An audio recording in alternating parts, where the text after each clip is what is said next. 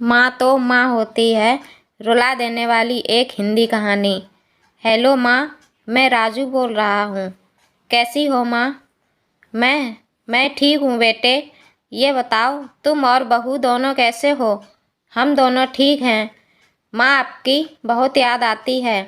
अच्छा सुनो माँ, मैं अगले महीने इंडिया आ रहा हूँ तुम्हें लेने। क्या? हाँ माँ, अब हम सब साथ ही रहेंगे।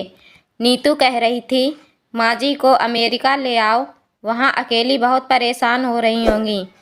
हेलो, सुन रही हो माँ? हाँ बेटे। बूढ़ी आंखों से खुशी के अश्रुधारा बह निकली। बेटे और बहू का प्यार नस नस में दौड़ने लगा। जीवन के 70 साल गुजार चुकी सावित्री ने जल्दी से अपने पल्लू से आंसू पोंछे और बेटे से बात करने लगी। पूरे 2 साल बाद बेटा घर आ रहा था।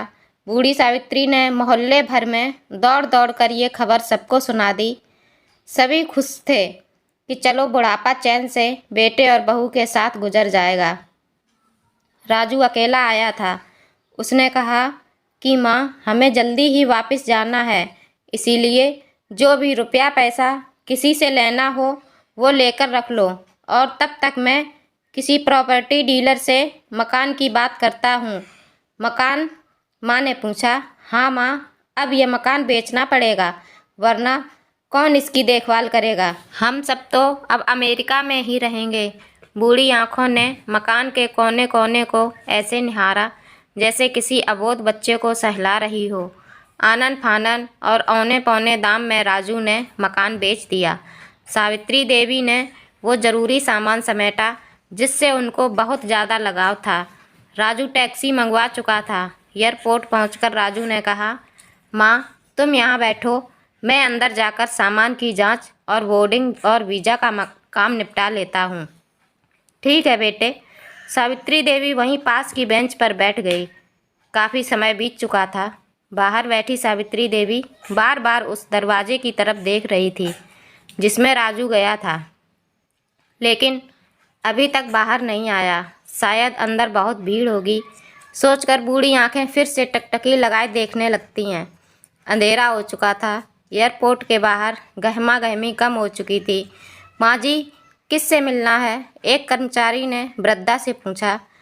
मेरा बेटा अंदर गया था टिकट लेने, वो मुझे अमेरिका ले जा रहा है, सावित्री देवी ने घबराकर कहा। लेकिन अंदर तो कोई पैसेंजर नहीं है। अमेरिका जाने वाली फ़्लाइट तो दोपहर में ही चली गई। क्या नाम था आपके बेटे का? कर्मचारी ने सवाल किया। राजू। सावित्री के चेहरे पे चिंता की लकीरें उभर आईं। कर्मचारी अंदर गया और कुछ देर बाद बाहर आकर बोला, माँ जी, आपका बेटा राजू तो अमेरिका जाने वाली फ़्लाइट से कब का जा चुका। क्या? वृद्धा की आंखों से आंसुओं का सैलाब फूट पड़ा। बूढ़ी माँ का रोम रोम कांप उठा। किसी तरह वापस घर पहुँची जो अब बिक चुका था। रात में घर के बाहर चबूतरे पर ही सो गई। सुबह हुई तो दयालु मकान मालिक ने एक कमरा रहने को दे दिया। पति की पेंशन से घर का किराया और खाने का काम चलने लगा। समय गुजरने लगा। एक दिन मकान मालिक ने वृद्धा से पूछा, माँ जी, क्यों नहीं आप अपने किसी रिश्तेदार के यहाँ चली जाएं?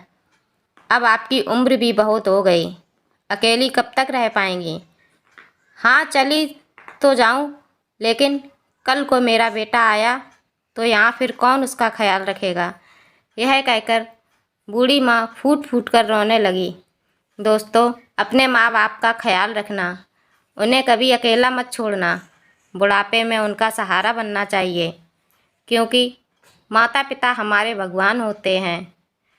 एक माँ अपने बच्चे को 9 महीने अपने गर्भ में रखकर हमें इस दुनिया में लाती है, हमें पाल पोस कर पढ़ा लिखा कर हमें काबिल बनाते हैं, और हम सब उनका सहारा ना बनकर उन्हें अकेला छोड़ देते हैं।